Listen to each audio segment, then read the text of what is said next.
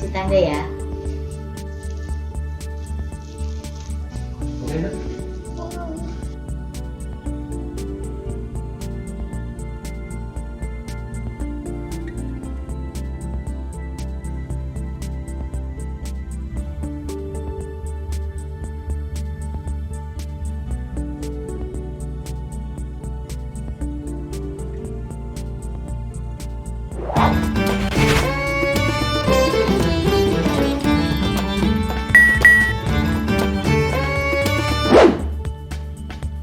Halo, selamat malam teman-teman semuanya. Apa kabarnya Bapak, Ibu, Kakak, Adik, Mas, dan Mbak warga negara Indonesia di Hong Kong? Senang sekali saya kembali menyapa teman-teman semua. Saya Ayu Saptanisias, Konsul Muda Pensosbud KJRI Hong Kong.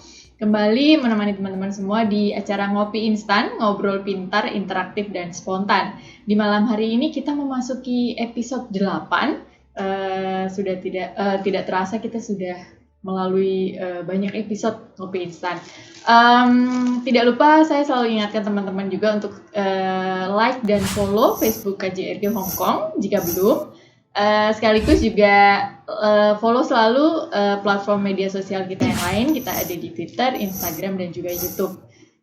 Saya juga tidak lupa untuk mengingatkan selalu bahwa kita ada nomor WhatsApp di 94001506 di mana teman-teman bisa ikut gabung ngobrol bareng kita membahas mengenai tema kita malam hari ini untuk menyampaikan pertanyaan terkait isu yang akan kita bahas pada malam hari ini. Jangan lupa sertakan nama beserta pertanyaannya. Nanti akan ada 2 orang pemenang yang beruntung yang akan mendapatkan hadiah sebesar $500 persembahan dari Bank BNI. Nah, di episode sebelumnya pastinya sudah ada 2 orang pemenang juga. Selamat kepada Ibu Nani Masrifah binti Solihun Maja dan Ibu Ari Novitasari. Sekali lagi Ibu Nani Masrifah binti Solihun Maja dan Ibu Ari Novitasari yang mendapatkan masing-masing undian tabungan sebesar $500 persembahan dari Bank BNI. Selamat kepada kedua pemenang. Dan jangan lupa juga teman-teman supaya bisa beruntung seperti 2 orang yang pemenang yang beruntung tadi, sampaikan pertanyaan ke kita untuk kita bahas bersama. Oke, saya malam hari ini akan ngobrol bareng mengenai tema kenali hukum,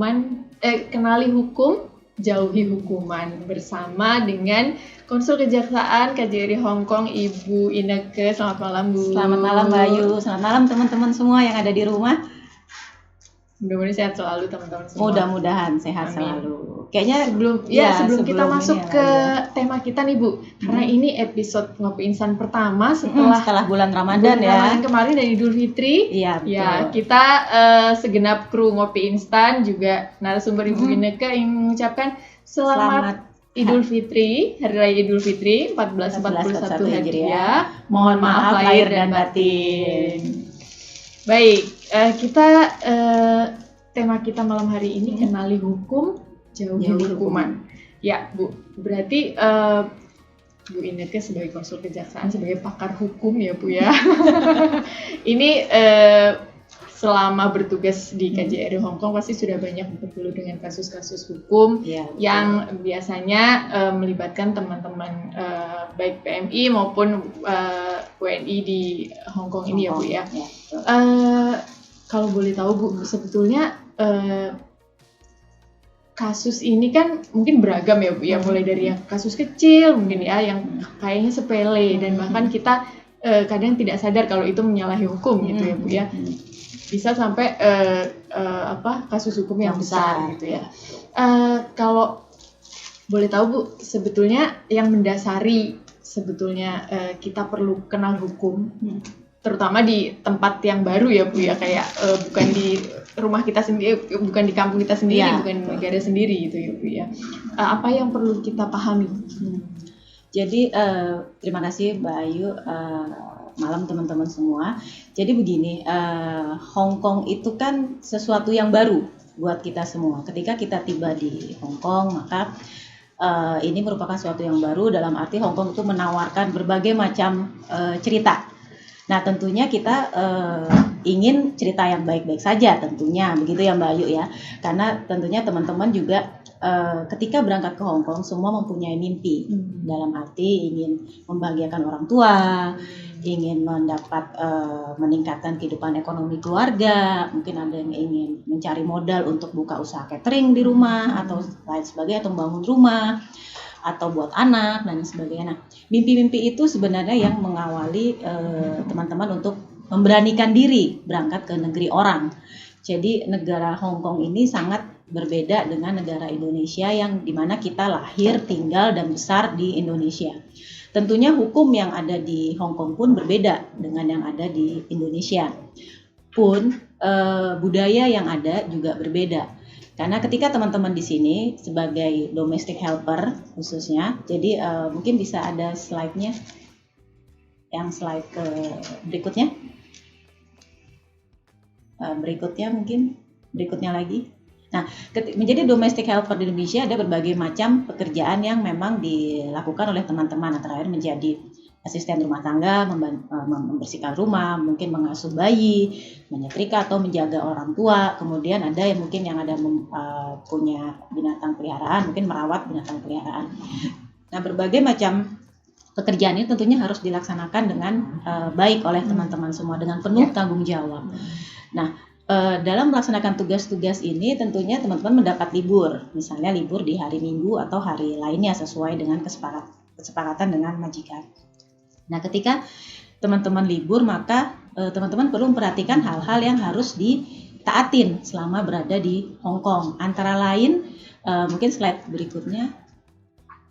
Nah, ini merokok tidak pada tempatnya atau merokok di kendaraan umum. Nah, di sini nih langsung dikenakan denda 1.500 Hong Kong dolar. Nah, tentunya teman-teman daripada harus membayar denda 1.500 Hong Kong dolar yang tentunya akan mengurangi gaji atau penghasilan teman-teman lumayan yang ya, Bu, ya, lumayan banget 1.500 Hong Kong dolar, dan itu harus dibayarkan, maka berarti teman-teman harus memotong gaji yang bisa dikirimkan ke rumah. Jadi 1.500 Hong Kong dolar ini, dan itu harus dibayarkan. Teman-teman juga jangan lupa bahwa di sini banyak CCTV, banyak kamera, sehingga mungkin teman-teman merasa nggak ada yang ngelihat kok saya ngerokok di sini gitu kan. Tapi ternyata nggak lama tagihan denda itu datang ke rumah atau ke alamat teman-teman. Nah, itu pun harus dibayar. Karena kemarin sempat Mbak Ayu ada kejadian bahwa kita membantu teman-teman, ada PMI yang mengadukan bahwa dia ada arrest warrant, jadi dia dikeluarkan surat penangkapan oleh kepolisian Hong Kong, bahwa ternyata kita cari tahu, kita dampingin, temanin ke kepolisian Hong Kong, ternyata dia lupa membayar denda. Jadi dia pernah didenda 1.500 Hong Kong dolar, kemudian dia lupa untuk membayar, atau dia teman-teman kita berpikir nggak ditagih juga, toh saya udah pindah rumah majikan misalnya, nggak mungkin ketahuan. Tapi ternyata tetap saja ketahuan.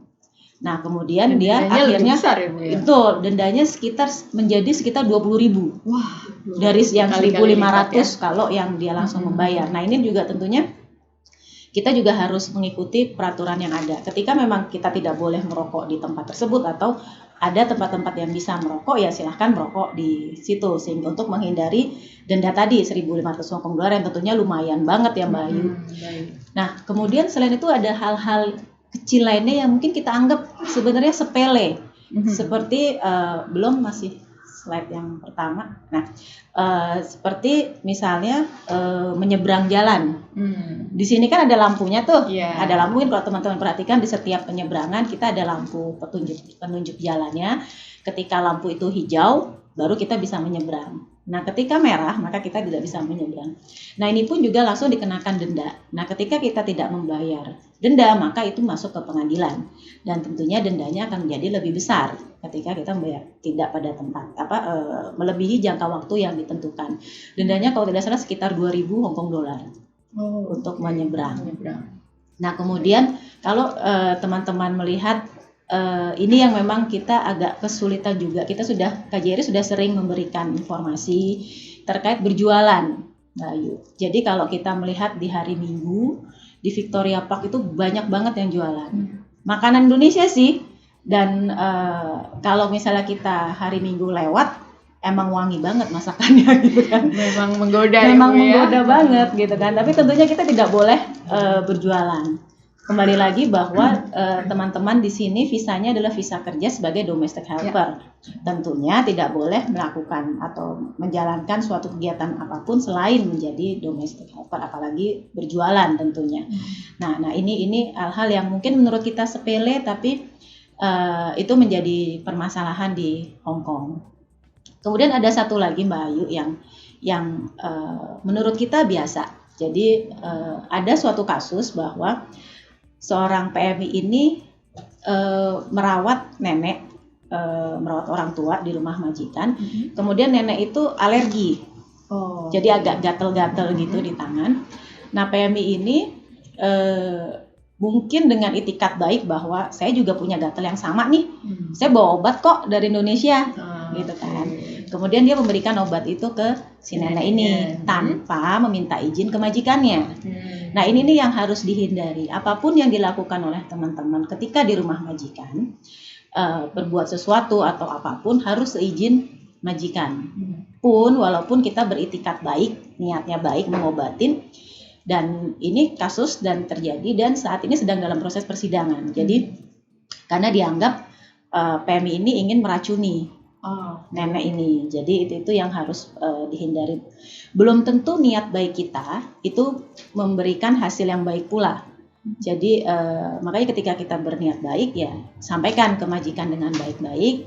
Apakah misalnya mereka setuju atau tidak untuk meminum obat itu, ya itu ke hak mereka. Jadi tidak boleh kita memberikan serta-merta obat tersebut ke nenek dengan menganggap oh sama kok, gatelnya persis sama, kita kan bukan dokter. Jadi kita tidak boleh serta-merta seperti itu Mbak Ayu. Nah itu yang menurut kita mungkin sepele tapi itu terjadi, iya. dan menimbulkan kasus hukum, tentunya akan merugikan teman-teman di kemudian hari. Baik, itu tadi mungkin hal yang sebetulnya kita mikirnya tidak akan mungkin ini kita akan bersinggungan dengan hukum kalau melakukan hal itu, tapi ternyata bisa juga hal-hal yang seperti ini karena pertama tadi karena perbedaan budaya juga ya Bu ya, dan tidak selalu kebiasaan kita yang biasa baik-baik saja di Indonesia ketika di sini juga berdampak yang sama. Ya itu memang harus berhati-hati ya Bu ya. Dan itu pesan pertama juga pahami hukumnya juga. Iya betul, makanya tema kita adalah kenali hukum, jauhi hukuman. Jadi dengan kita mengetahui aturan-aturan yang ada, maka kita bisa menghindari dari hukuman yang mungkin terjadi. Oke. Kalau tadi kan hukumannya denda ya Bu ya. Kalau lebih kasus yang lebih kompleks lagi Bu, mungkin yang menimbulkan konsekuensi yang lebih daripada sekedar denda biasanya apa Bu? Iya, jadi ada kasus lain yang akhir-akhir ini cukup sering terjadi. Ini saya juga lagi sedang bertanya-tanya kenapa ini semakin kesini semakin sering terjadi, yaitu kasus pencurian Mbak Ayu. Jadi pencurian ini jadi begini, ketika kita berada di rumah majikan, maka semua barang yang ada di rumah itu yang bukan milik kita, maka misalnya kita mengambil barang tersebut, yaitu mencuri berarti.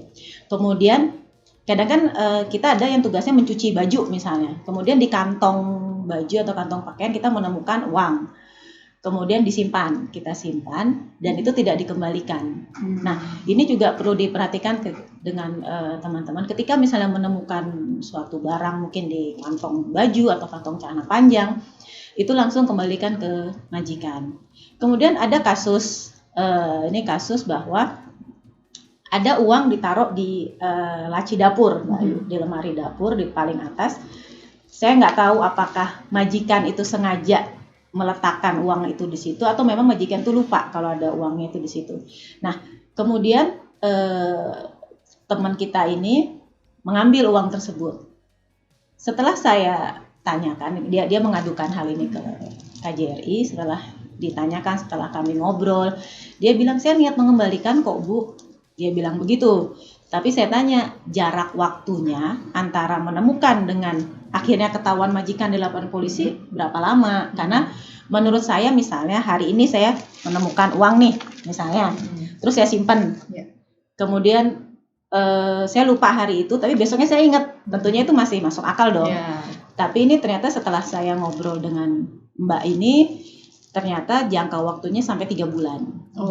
Uang itu memang masih ada, tetapi kan akhirnya kita berpikir apakah iya Mbak ini berniat mengembalikan, karena sampai 3 bulan lamanya uang itu ada di tas Mbak ini. Nah jadi niat tersebut mungkin pada saat menemukan tidak berniat mengambil, tetapi dengan berjalannya waktu kita akhirnya jadi berpikir ulang apakah kita mau memang benar-benar mengambil atau tidak. Nah kemudian ada juga yang baru terjadi nih kemarin. Barang milik majikan. Iya, memakai barang milik majikan. Mungkin ada nih yang ukuran baju atau ukuran sepatunya sama dengan majikan perempuan misalnya. Ini kejadian beneran dan disidangkan. Jadi dia menggunakan sepatu merek Fila kalau nggak salah, punya majikan untuk jalan-jalan nih Mbak Ayu di hari liburnya. Kemudian pada saat dia pulang berbarengan majikan ini pulang juga. Ketemu dalam satu lift. Majikan ini melihat kok kayak sepatu saya ya. Cuman dia tidak berpikir macam-macam karena berpikir mungkin mbak saya punya juga yang sama. Namun begitu sampai ke apartemen, majikan ini melihat tempat sepatu, ternyata tidak ada. Dan ternyata itu sepatu yang digunakan oleh mbak ini. Nah ini juga, dan seperti ini kita juga harus memperhatikan budaya hukum yang ada di Hong Kong. Budaya hukum yang ada di Hong Kong adalah ketika seseorang melakukan suatu kesalahan atau melakukan perbuatan yang merugikan orang lain, maka orang ini pasti langsung lapor polisi. Ini yang agak berbeda Mbak Ayu dengan di Indonesia. Ketika di Indonesia mungkin misalnya ketahuan, misalnya nyetrika kepanasan terus baju bolong. Mbak ini mungkin tinggal minta maaf ke majikan, Bu saya minta maaf gini. Oke, nggak ada masalah. Dan kemungkinan terburuk adalah dipecat. Namun di sini adalah ketika teman-teman melakukan sesuatu, majikan ini pasti akan langsung melaporkan hal tersebut ke polisi. Bisa dijadikan tuntutan. Bisa dijadikan tuntutan. Jadi melanggar kepercayaan dari majikan. Itu bisa menjadi dasar untuk melaporkan hal tersebut ke polisi. Jadi hal-hal ini yang mungkin menurut teman-teman itu sepele ya, nggak penting, nggak kepikiran. Tapi itu yang terjadi. Itu yang pencurian ada di apartemen. Nah kemudian ada lagi nih Mbak Ayu, pencurian di mall. Jadi di toko. Nah ini juga menurut saya juga saya nggak tahu apakah mungkin beberapa teman-teman yang terkena kasus seperti ini mungkin kurang konsentrasi ketika berada di mall atau nggak fokus gitu, karena ada kasus. Jadi dia saya jadi bawa contohnya. Jadi kita gini sudah ada properti jadi ya Bu ya. Contoh nih. Jadi kalau kita di sini kan kita belanja pasti membawa kantong belanjaan karena daripada kita harus bayar 50 sen untuk beli plastik, pasti kita selalu bawa kantong. Nah, kantong ini biasanya akan dicangklong begini. Nah, teman-teman yang ada beberapa yang kasus adalah ketika teman-teman ke supermarket, dia mengambil barang di rak, masukkan di kantong. Ngambil barang di rak, masuk kantong. Karena beda, dalam setiap supermarket tentunya ada keranjang kan. Kita biasanya pasti memasukkan barang itu di keranjang, dan ketika sudah dibayar di kasir, baru kita masukkan ke kantong yang kita bawa. Tetapi ada beberapa teman-teman yang langsung masuk ke kantong seperti ini, dan langsung keluar. Keluar dalam arti melewati kasir yang tidak ramai, kemudian keluar tanpa membayar. Nah, ketika ditangkap oleh pihak security supermarket, bilangnya lupa membayar. Tetapi kantongnya penuh banget nih. Jadi teman-teman, saya yakin teman-teman juga bisa membayangkan apakah iya ketika kantong ini full isinya, penuh isinya, apakah iya teman-teman ini lupa membayar. Karena pasti berat dong bawanya, nggak mungkin enteng gitu kan. Nah, jadi banyak juga seperti itu. Ada yang mengambil baju di toko, kemudian keluar tanpa membayar. Nah, jadi mungkin teman-teman beberapa mungkin yang sudah lama atau sudah beberapa bulan di sini mungkin tahu tidak semua tempat atau toko itu ada alarmnya, berbunyi alarmnya ketika keluar dari toko. Tetapi faktanya alarm tersendirinya di kasir atau di security sehingga akan ketahuan. Dan kembali lagi saya ingatkan banyak CCTV sehingga tolong teman-teman lebih fokus ketika akan keluar dari suatu toko atau ke supermarket. Jadi ini dan ini cukup sering terjadi, dan hukumannya juga ada yang bisa berupa denda, ada yang bisa berupa pidana penjara. Nah, jadi ini yang harus difikirkan oleh teman-teman sebelum berbuat. Maka tadi kami sampaikan bahwa semua teman-teman ini pasti ke Hong Kong ini ada niat baiknya, beritikat baik untuk mencari pekerjaan, meningkatkan ekonomi, meningkatkan penghidupan keluarga dan lain sebagainya. Tentunya juga tidak mau teracuni oleh hal-hal seperti ini, karena kami yakin bahwa teman-teman ini dengan itikat baik datang ke Hong Kong. Mungkin itu Mbak Ayu yang awal-awal untuk pencurian ini. Baik, ini sambil silakan diminum Ibu. Terima kasih, tadi penjelasannya sudah rinci banget. Saya buka pertanyaan. Sepertinya sudah ada teman-teman yang mulai bertanya. Baik, oke, saya bacakan. Selamat malam KJRI Hong Kong. Saya Ibu Yanti di New Territory. Salam hormat Bu Ineka dan Bu Ayu. Salam hormat juga. Masih banyak sekali kita temui teman-teman BMI yang berjualan di taman-taman atau tepian jalan saat berlibur. Pertanyaan saya, apakah upaya KJRI untuk menengahi atau menghimbau kepada seluruh BMI di Hong Kong agar patuh kepada peraturan pemerintah supaya tidak berjualan? Langkah apa saja yang harus digarisbawahi? Baik, satu-satu dulu mungkin ya Bu ya. Satu, kayaknya banyak nih pertanyaannya. Oke, ini yang pertama mengenai yang berjualan. Tadi sudah dibahas juga. Jadi memang gini Mbak Ayu, KJRI selalu setiap tidak henti-hentinya dan tidak bosan-bosannya juga menghimbau teman-teman. Kemudian jika teman-teman perhatikan di Victoria Park khususnya yang dekat dengan kantor KJRI juga sering dipasang tulisan dilarang berjualan. Dan memang kadang ada beberapa petugas yang memang patroli. Jadi setiap hari Minggu atau apa dan sebagainya. Tapi ya memang masih banyak juga sih yang berjualan. Jadi kita juga berharap kesadaran dari teman-teman sendiri bahwa berjualan itu memang dilarang. Ketika teman-teman di sini sebagai domestic helper, ya itu saja yang bisa dilakukan, tidak bisa berjualan masakan atau apapun. Misalnya untuk makan bareng-bareng ya silahkan lah ya, kan kadang ada suka ngumpul bareng-bareng, potluck, bawa piknik bareng lah, bawa masakan apa-apa. Tapi ketika itu berjualan maka itu yang dilarang oleh pemerintah Hong Kong. Jadi ini selalu setiap kegiatan kita selalu menghimbau seperti itu. Setiap ketemu juga kita selalu menghimbau itu Mbak Ayu. Jadi dimohon juga kesadaran teman-teman. Iya, kita tidak henti-hentinya kita memohon kesadaran teman-teman semua. Pertanyaan kedua tadi, adakah sanksi atau hukuman yang dijatuhkan kepada BMI yang bekerja pada posisi selain kontrak kerja? Misalnya part-time ketika mereka sedang menunggu visa atau libur mingguan. Iya, ada sanksinya. Iya, jadi sama seperti yang tadi disampaikan, ada larangan berjualan atau. Nah, ketika visa itu belum turun atau misalnya kerja part-time itu juga tidak diizinkan, karena itu juga termasuk tidak sesuai kontrak. Jadi teman-teman juga perlu memperhatikan bahwa apa yang bisa dilakukan teman-teman adalah apa yang tercantum dalam kontrak. Ketika itu tidak tercantum dalam kontrak, maka itu berarti melanggar ketentuan. Nah, ketika melanggar ketentuan, maka konsekuensinya adalah melanggar hukum. Itu bisa denda atau dana penjara. Karena kerja part-time itu tidak diizinkan, tidak sesuai dengan visa. Walaupun itu tadi kan disampaikan dalam masa liburan misalnya, apalagi masa liburan ya untuk libur. Untuk teman-teman memang mungkin komunikasi dengan rekan-rekan lainnya atau refreshing, jadi tidak untuk bekerja part-time. Mungkin itu untuk yang pertanyaan kedua. Baik, kita ke pertanyaan selanjutnya. Kayaknya diborong nih pertanyaannya.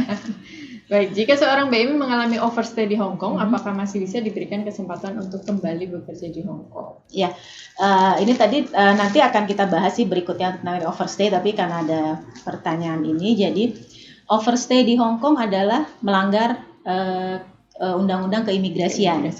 Jadi ada hukumannya juga. Jadi ketika walaupun itu misalnya teman-teman bilang, kan baru berapa hari melebihi visa misalnya, itu sama juga overstay. Namanya overstay itu tinggal di Hong Kong, mau sehari pun juga overstay. Karena tidak ada misalnya setahun baru dikatakan overstay, tidak ada. Jadi walaupun satu hari misalnya habis tanggal 29, tanggal 30 teman-teman masih ada di Hong Kong, ya itu sudah overstay. Dan itu juga ada hukumannya. Nah, hukumannya adalah pidana penjara untuk kasus overstay ini. Berapa lamanya tergantung hakim. Tapi ada maksimalnya juga hukumannya untuk overstay, tapi itu penjara. Nah, ketika teman-teman sudah overstay kemudian dijatuhi hukuman pidana, maka teman-teman akan dideportasi. Ketika dideportasi, maka itu menutup kemungkinan teman-teman untuk kembali bekerja di Hong Kong. Jadi ketika dideportasi, maka ada catatan kejahatan dalam catatan imigrasi di Hong Kong, sehingga ketika teman-teman masuk kembali ke Hong Kong, maka catatan itu muncul.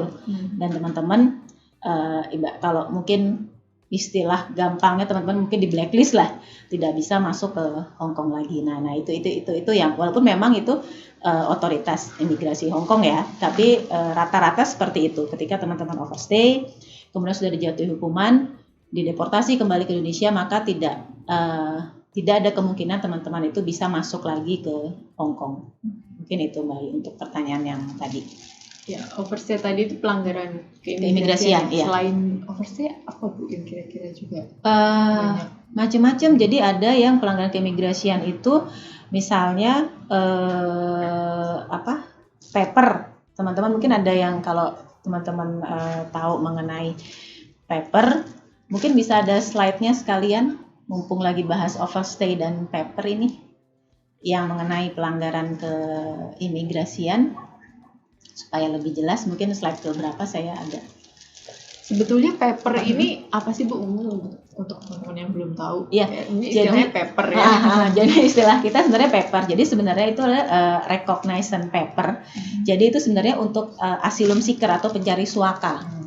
Nah, teman-teman ketika ketentuan mengenai pencari suaka itu sebenarnya untuk teman-teman yang di negaranya mungkin terjadi peperangan atau apa lain sebagainya, dan tentunya tidak ada di Indonesia. Nah, hanya saja teman-teman banyak yang mengajukan untuk mendapatkan paper supaya bisa tinggal di Hong Kong.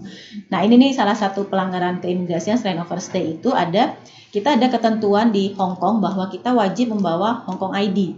Ketika ada razia dan tidak membawa Hong Kong ID, maka akan dikenakan denda sebanyak 5.000. Nah, jadi teman-teman kita harapkan kemana-mana bawalah Hong Kong ID. Kalau takut hilang, misalnya kadang ke pasar berapa, bawa kopiannya. Nah, nanti supaya bisa, ini loh saya ada kopiannya, ketika harus dicek ya ada di apartemen, dia bisa ngambil ke apartemen. Nah, ini kemudian contoh overstay. Nah, jadi dia tinggal di Hong Kong tanpa izin misalnya. Nah, ini yang tadi kita sampaikan. Kemudian ada yang dia sudah selesai masa kontrak, dia mengajukan paper. Nah, paper ini harus ada perpanjangan. Jadi perpanjangan paper ini sebenarnya bukan berlakunya ada sekitar 2 tahun. 2 tahun. Nah, jadi paper ini bukan asylum bukan recognition paper, karena sejak sepengetahuan saya sampai saat ini belum ada recognition paper yang disetujui oleh pemerintah Hong Kong untuk WNI ya. Jadi ini adalah paper sementara, jadi kayak surat sementara sebagai pegangan dari teman-teman selama dia sebelum mendapatkan yang asylum recognition paper yang benar. Nah, kemudian ada beberapa ketentuan untuk sebagai pemegang paper, yaitu tidak boleh bekerja karena dia mendapatkan tunjangan atau subsidi dari pemerintah Hong Kong, termasuk subsidi rumah dan subsidi kebutuhan sehari-hari. Nah, tentunya tapi ini dengan biaya hidup di Hong Kong yang tidak nggak nyucuk kalau orang Jawa bilang lah ya, nggak sesuai gitu kan ya, nggak sepadan, dan menurut saya jadi agak sulit untuk teman-teman bisa hidup yang layak ketika dia mengandalkan hanya dari uang paper aja. Nah, kemudian banyak yang bekerja sebagai part time. Nah, ini juga yang menjadi kasus hukum baru, karena ketika pemegang paper itu dilarang bekerja sama sekali, ketika dia ditangkap sebagai bekerja part time, maka dia akan kena hukuman juga, dan ini hukumannya pidana penjara. Jadi ini juga perlu dihindari oleh teman-teman juga. Nah, selain itu next slide. Nah, ketika teman-teman overstay atau paper, maka ini ada kasus yang lebih berat lagi nih Mbak Ayu, narkoba. Karena begini, ketika teman-teman overstay atau hanya memegang paper saja, maka teman-teman kekurangan uang nih. Jadi Tidak rentan bisa, ya Bu ya? Iya, jadi rentan. Jadi karena tidak bisa mungkin mengirim uang ke Indonesia, terus tidak bisa hidup yang lebih dari layak, mungkin pas-pasan banget lah. Kemudian akhirnya mudah masuk ke bujuk rayu teman-teman lain yang oknum lah ya, oknum yang memanfaatkan teman-teman yang rentan ini.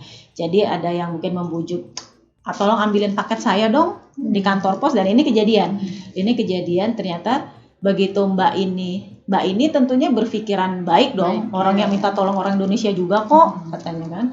Teman baik saya sering dikasih makan, sering dikasih jajanan, sering dikasih cemilan. Dia mau minta tolong ke saya ambilin paket, masa saya nggak mau nolong sih sekalipun gitu kan. Dan itu sering terjadi ya Bu? Sering terjadi. Jadi, dan pura-pura jadi temen dulu gitu ya Bu ya? Dibaik-baikin nih. Terus kemudian tolong dong, saya nggak sempet nih ngambil paket di Mongkok misalnya.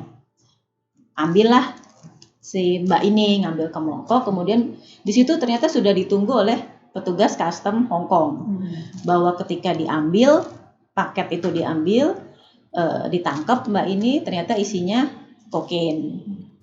Jadi dianggapnya, loh saya dikasih tahu teman saya isinya baju misalnya. Tapi ternyata begitu dibuka ditemukan, dan itu banyak Mbak Ayu, sampai 2 kilo, sampai 5 kilo, dan itu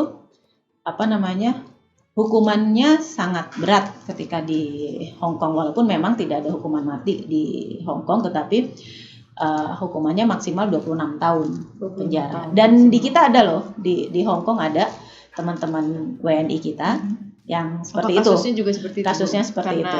Di Paket. bujuk rayu Iya, teman-temannya betul. tadi. Dibujuk rayu sebagai temannya atau dipinjam alamatnya. Jadi misalnya PMI ini bekerja daerah Wan Chai. Kemudian aku mau kirim paket, aku ke alamat kamu dong. Dikasihlah alamatnya, karena ya itu tadi dengan dengan mikirnya nggak ngapa-ngapain kok.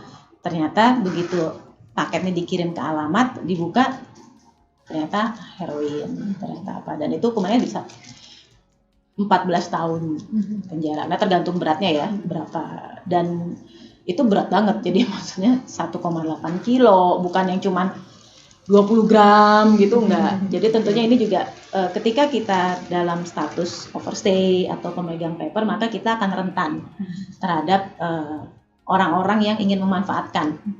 Seperti itu tadi Mbak Ayu. Mungkin itu ya, itu yang sangat berat ya. Jadi teman-teman harus selalu waspada ya Bu ya. Betul, jangan mudah percaya. Iya. Jangan mudah percaya, walaupun teman sendiri, walaupun satu daerah gitu kan. Misalnya sama-sama dari Jawa Timur misalnya, atau sama-sama dari NTB misalnya, ternyata atau dari daerah lain, ya itu tadi tidak jangan mudah percaya kepada mulut manisnya orang gitu kali ya. Baik. Kita buka pertanyaan lagi ya Bu ya. Sepertinya sudah banyak nih. Oke.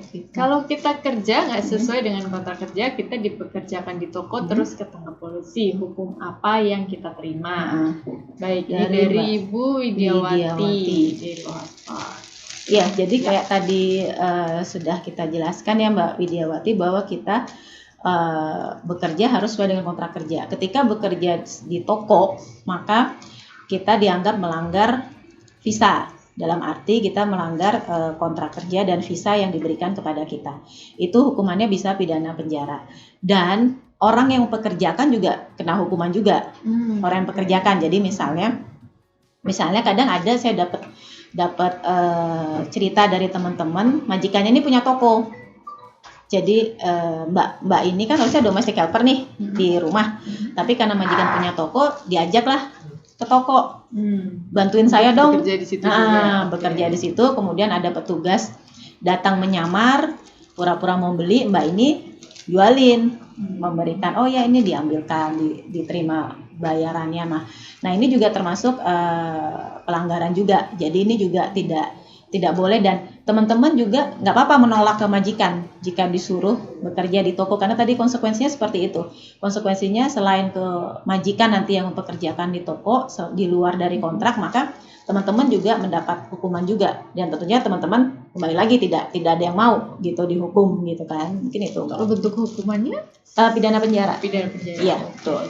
Baik, kita masuk ke pertanyaan lagi. Sudah ada pertanyaan lagi. Ada pertanyaan lagi. Ya. Selamat malam Ibu Konjen, dipanggil Ibu Konjen. Amin. Waduh, ya, Bu, ya. amin. Dengan Ibu Liana mau tanya, anak majikan saya berumur 15 tahun, kalau marah sering memukul saya. Seandainya saya tidak sengaja memukul dia balik, apakah saya bisa kena hukuman penjara? Iya.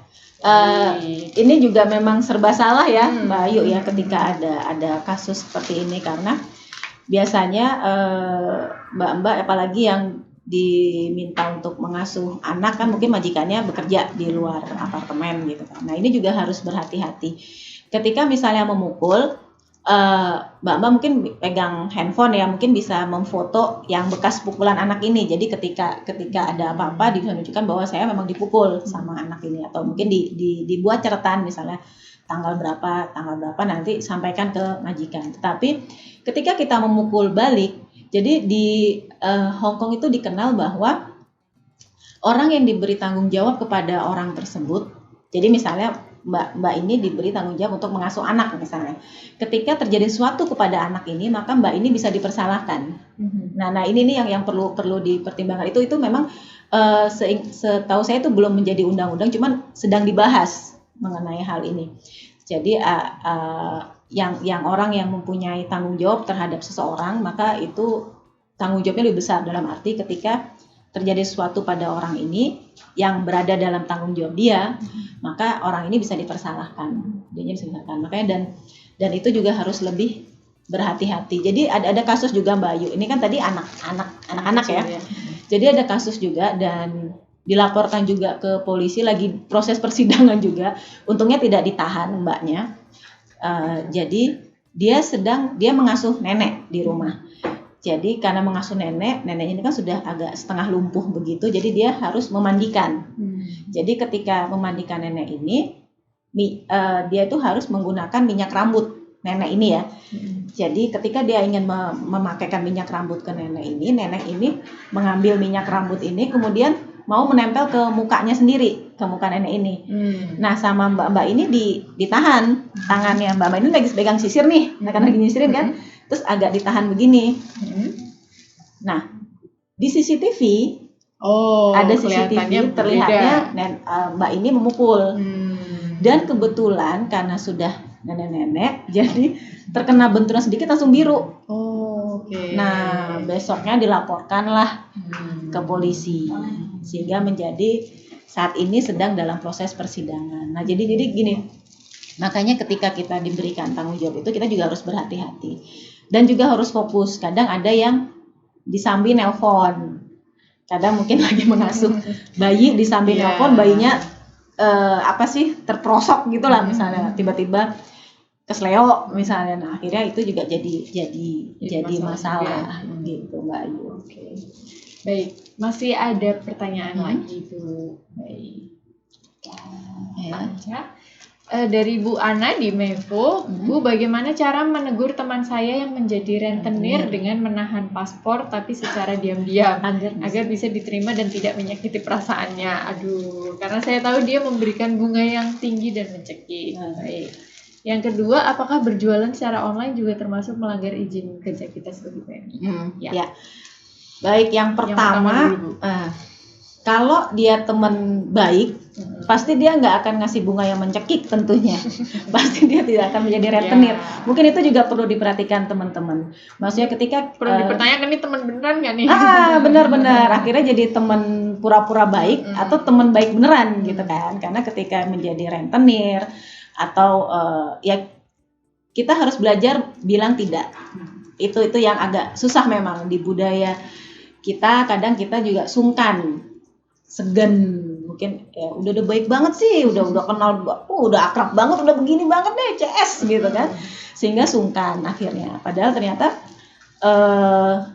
teman ini memanfaatkan kita, ya tolak saja, nggak perlu menyakiti perasaan. Toh dia juga sudah menyakiti perasaan kita dengan memberi bunga yang tinggi, jadi ditolak saja. Ketika misalnya teman ini apalagi sesama orang Indonesia misalnya masih ngotot atau bagaimana ya, silakan laporkan ke KJRI juga ya Mbak Ayu ya, nanti bisa kita bantulah untuk ngomong ke teman ini, karena tadi yang bisa membentengin kita untuk terjerat hukum ya kita sendiri tentunya. KJRI sering-sering menghimbau, tapi kalau kitanya sendiri tidak membentengin diri kita ya sama aja, kalau orang Sunda bilang mas sarwa keneh gitu kan, sama aja gitu kan, jadi susah juga, jadi itu memang tergantung kita. Kemudian yang kedua tadi yang jualan online ya kalau boleh ya, jualan online. Kembali lagi sama, mau berjualan mau apapun bentuknya, mau online mau langsung jualan ya tidak diizinkan, karena tetap kita kan berarti menggunakan kembali ke kontrak juga ya, ke kontrak.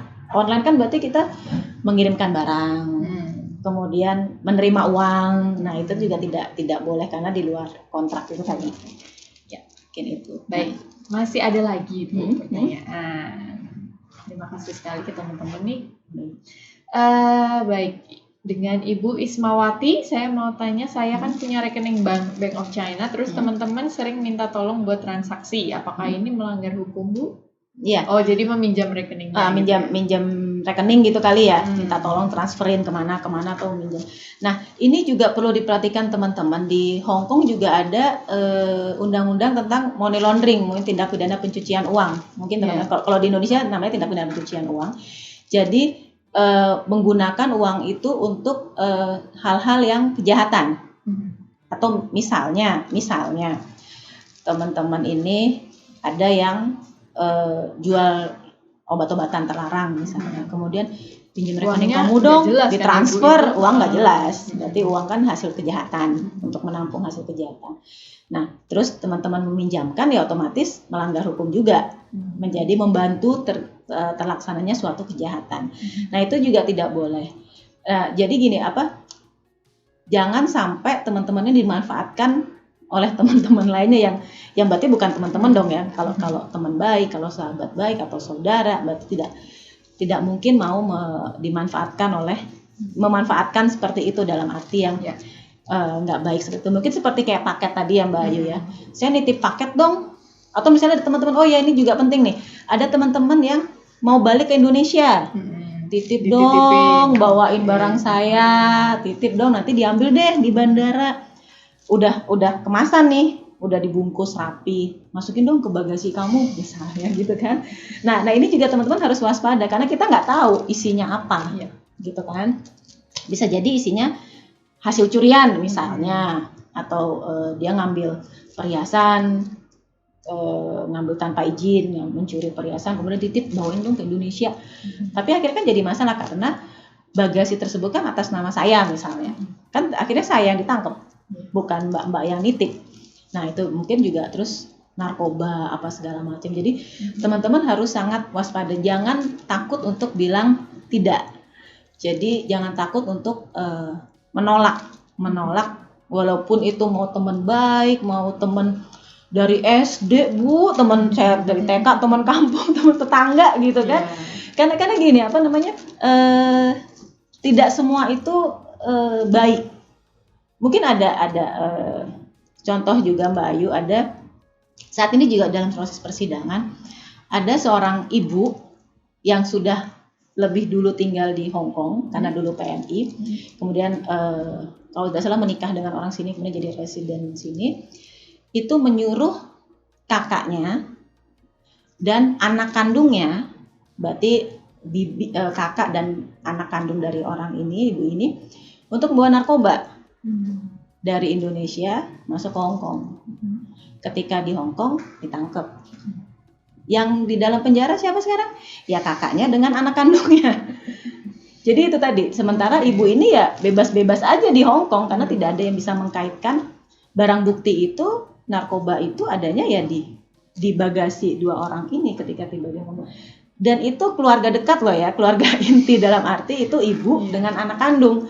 Jadi bisa dibayangkan lah, keluarga yang ibu dengan anak kandung saja tega seperti itu, apalagi yang hanya mungkin ketemu di sini misalnya, teman nongkrong hari Minggu misalnya. Nah itu juga, sehingga teman-teman juga harus selalu waspada. Oke, baik. Masih ada pertanyaan lagi, Bu? Masih ada pertanyaan lagi. Kita Selamat malam Mbak dari Hongkong. Sebelumnya saya ucapkan minal aizin wal faizin, sama-sama, mohon maaf lahir dan batin. Bagaimana kalau naik MTR itu bisa kena denda? Kira-kira apa kesalahannya? Oh ya, ini Oke. juga naik MTR. Kemarin ada juga kasus seperti ini kebetulan, tapi memang hanya kena denda saja, jadi tidak sampai ke pengadilan. Jadi dia lupa bawa kartu Oktopus nih. Untuk naik MTR kan dia pakai kartu Oktopus. Sementara dia bawa maksudnya anak asuhnya ya, anak majikan gitu loh, pulang sekolah. Jadi dia kartu Hanya anak nge-tap majikannya sekali. di-tap sekali. Anak majikannya, oke. Jadi karena kan kecil nih, jadi dia masuk bareng gini loh, masuk portalnya itu. Nah, ketika turun dia seperti itu juga. Tapi kan dia tidak tentu kan didenda. Jadi ada CCTV bahwa ketika dia ngetap hanya sekali, padahal 2 orang yang masuk, kan anak kecil sama orang dewasa juga kena. Nah, itu nanti ada dendanya. Nah, itu ada dan terjadi kalau nggak salah kemarin baru mungkin kira-kira 2 mingguan yang lalu deh. Ada yang bercerita seperti itu juga dan kena denda. Jadi gitu. Jadi keluar masuk MTR pun jadi ketika di Hong Kong banyak semua kehidupan kita diatur dalam arti kita menyeberang jalan juga harus menunggu lampu nih. Kemudian dan harus pada tempatnya. Ketika kita merokok juga harus pada tempatnya.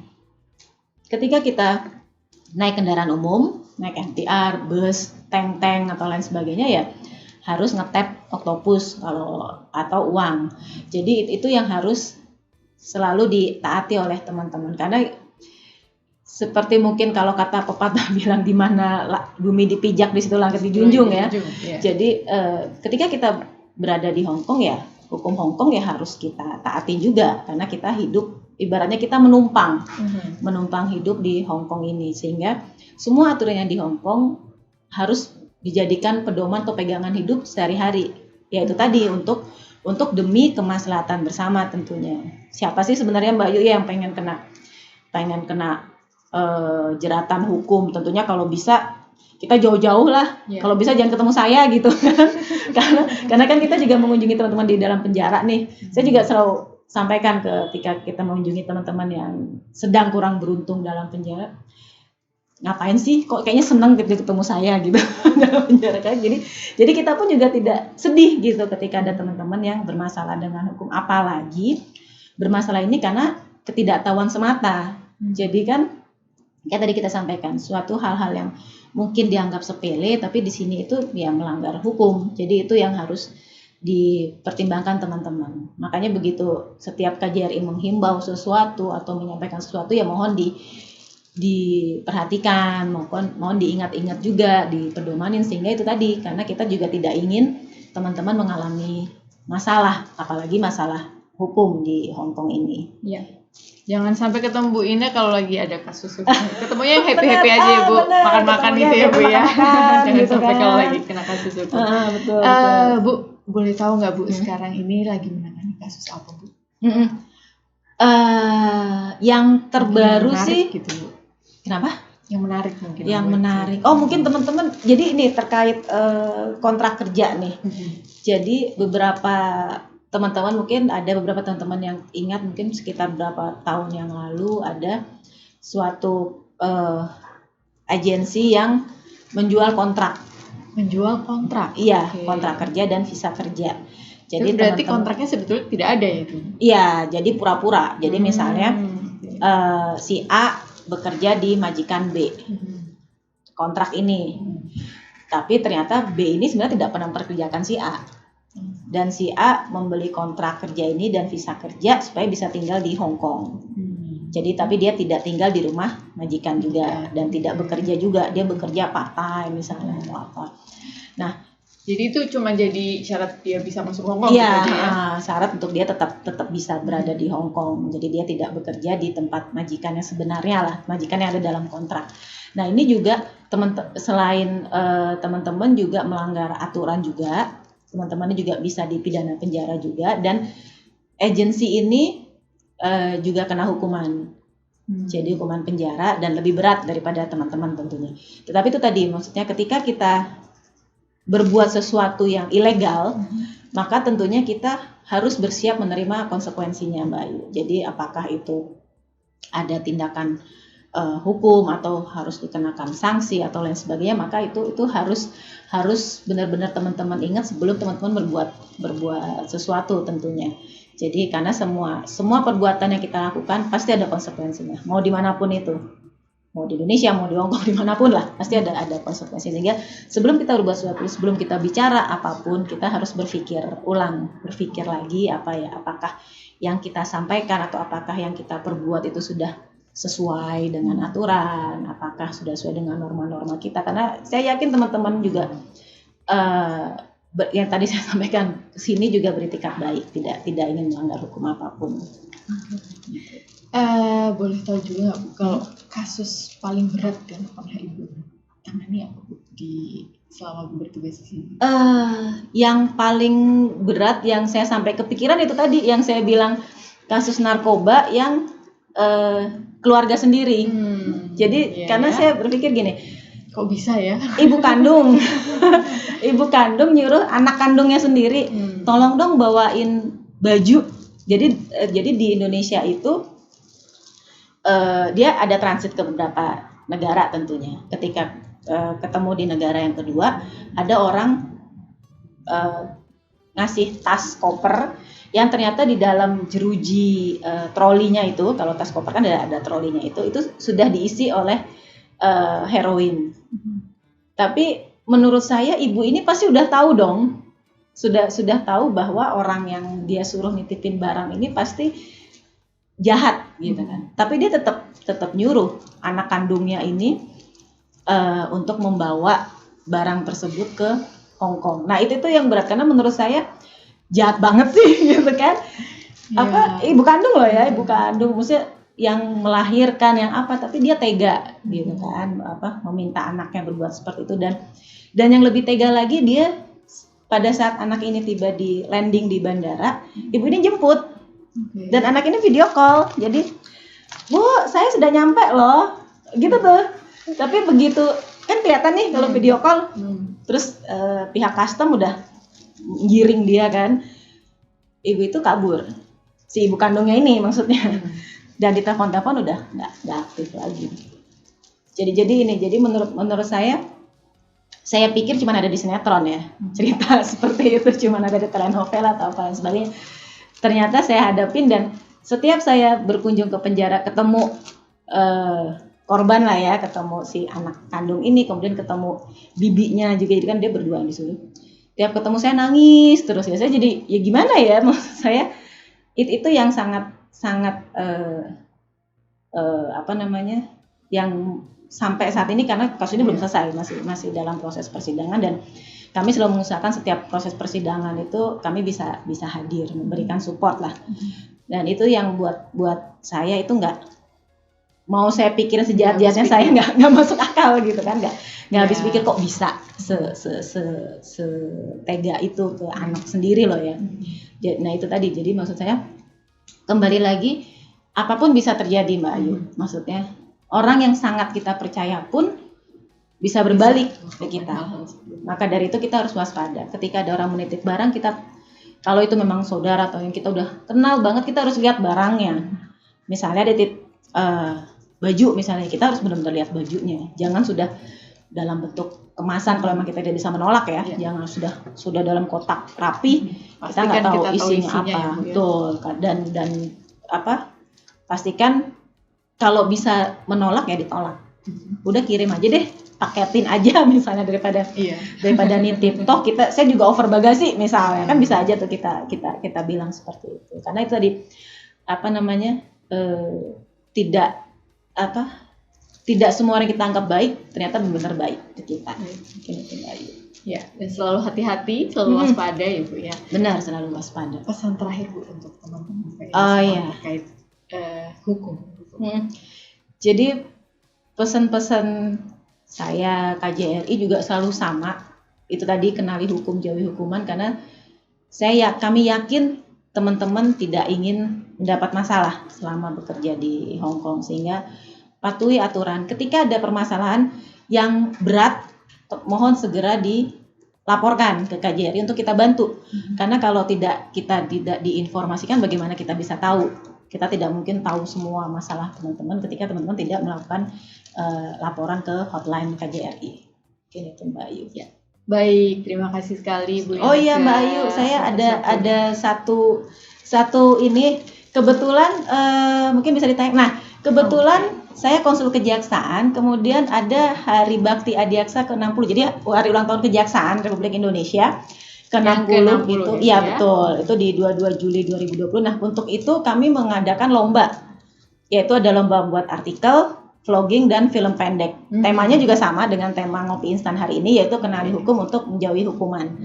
Nah, ini juga teman-teman bisa melihat, ini sudah pernah di-upload di Facebook, tapi nanti ada linknya juga. Nanti mungkin bisa teman-teman bisa cek kembali di postingan Facebook sebelumnya, Facebook KJRI Hongkong, bahwa dari ini hadiahnya menarik loh Mbak Ayu, ada hadiah uang tunai, piagam penghargaan, dan merchandise yang tentunya sangat menarik. Wah, dan ini waktunya masih lama. Saya yakin teman-teman sampai 5 Juli masih lama, dan teman-teman PMI kita kan sangat kreatif banget. Iya.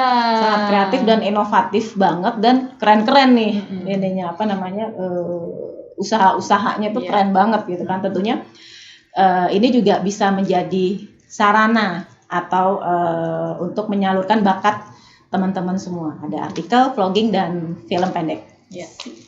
Kami tunggu loh ya partisipasinya teman-teman semua. Iya, kalau yang suka nulis, ada lomba artikel, suka ngevlog, suka bikin video, bikin film pendek, terkait temanya kenali hukum. Mungkin punya kisah terkait hukum gitu ya, yang bisa dibuat di-share ke teman-teman.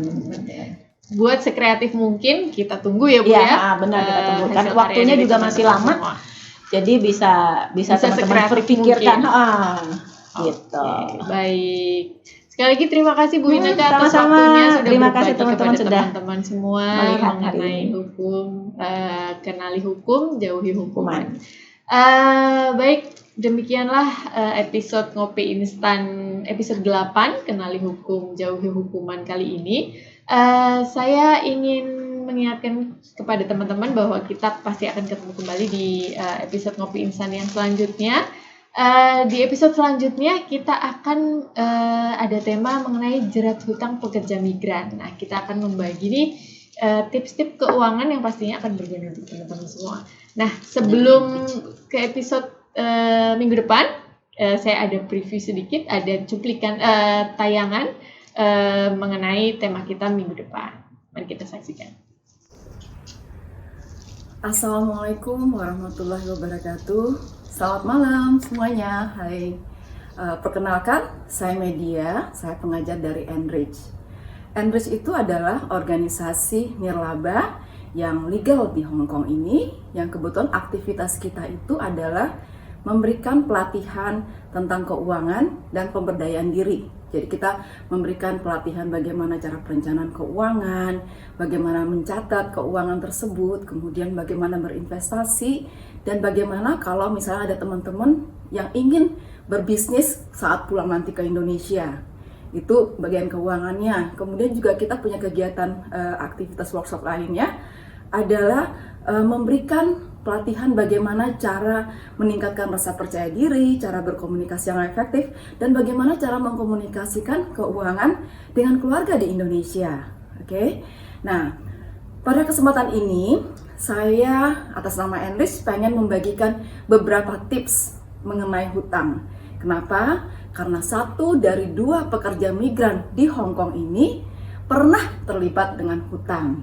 Ya. Baiklah, kita lanjut dengan tip yang pertama. Tip yang pertama adalah jangan gampang untuk berhutang. Kenapa? Karena kita itu harus merencanakan dulu segala keuangannya kita. Nah, kemudian sebelum kita mulai melakukan suatu hutang dengan pemberi hutang, kita itu harus tanyakan pada diri kita sendiri, apakah saya butuh dana sebesar ini? Ataupun kalau misalnya saya mau berhutang, berapa jumlah dana yang benar-benar saya butuhkan? Karena banyak loh yang tadinya butuhnya cuma 5.000 Hong Kong dolar, pinjamnya 10.000 gitu. Nah, kemudian juga kira-kira saya mampu nggak sih saya membayar nanti cicilan saya ini? Karena apa? Ujung-ujungnya kalau teman-teman tidak bisa membayar hutang, mungkin akan diteror oleh pihak peminjam, kemudian juga bisa ditelepon ke rumah majikan, yang bisa berakibat nanti malah diterminate oleh majikannya. Jadi hati-hati ya. Nah, tips yang kedua adalah oke, sekarang saya pikir saya memang butuh uangnya. Apa yang harus saya lakukan? Caranya adalah coba komunikasikan masalah ini dengan majikan. Ya, karena majikanlah orang yang terdekat dengan kalian saat ini, karena kalian berada di rumah mereka. Nah, kemudian mungkin saja majikan itu punya solusi lain, ya. Ataupun kalau misalnya majikan sudah memberi izin, minimal majikan sudah tahu bahwa untuk kalian berhutang itu harus memasukkan kontrak kerja yang di dalamnya itu ada nama majikan, alamatnya, bahkan nomor telepon rumahnya, ya. Jadi mereka perlu tahu, itu kan masalah privacy, ya. Oke. Nah, kemudian pada saat kita akan bersiap-siap meminjam ini, ya. Nah, saat pinjaman itu kita harus yakin dulu bahwa peminjam itu haruslah perusahaan yang memang sah di Hong Kong ini. Jadi ada kontrak kerja, bukan kontrak kerja ya, ada kontrak pinjamannya. Jelas berapa bunga yang harus kalian bayar. Tapi ingat, hati-hati dengan riba ya, karena sebenarnya berhutang dengan riba dengan bunga yang tinggi, apalagi bunga yang tinggi ya, itu adalah riba ya. Jadi kan harus hati-hati sekali, pikir-pikir dulu sebelumnya. Nah, kemudian juga harus dihitung apakah benar di situ nanti ada berapa periode pembayaran saya, apa konsekuensinya kalau saya tidak membayar. Tapi ingat, di sini dalam kontrak perjanjian itu ada kadang-kadang saksi. Nah, hati-hati dengan saksi, karena saksi di sini di Hong Kong ini kadang-kadang menjadi penjamin juga. Jadi tidak hanya menjadi saksi bahwa dia menyaksikan suatu pinjaman dari temannya, tapi dia punya konsekuensi menjamin kalau nanti temannya mungkin tidak mampu membayar, sehingga nanti kewajiban penagihan akan dialihkan kepada si saksi tersebut.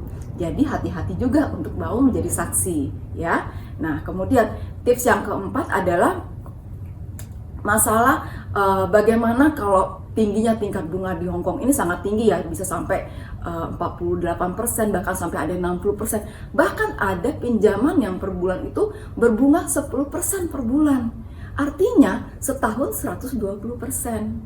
Ya, jadi hati-hati sekali.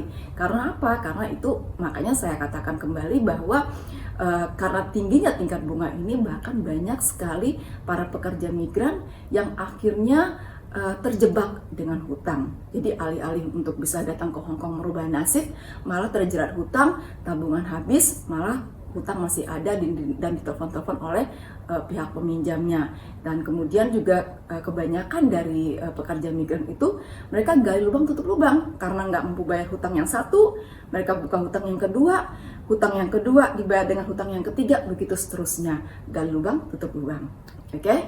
Tips terakhir, tips yang kelima adalah hati-hati dengan paspor Anda. Kenapa? Karena banyak sekali paspor ini digadaikan untuk suatu pinjaman, ya. Pinjaman yang bunganya cukup sangat tinggi sekali. Nah, paspor itu adalah dokumen negara yang berhak memegangnya. Selain negara, dalam hal ini di Hong Kong adalah Konsulat Jenderal Republik Indonesia, ya. Kemudian diri kita sendiri.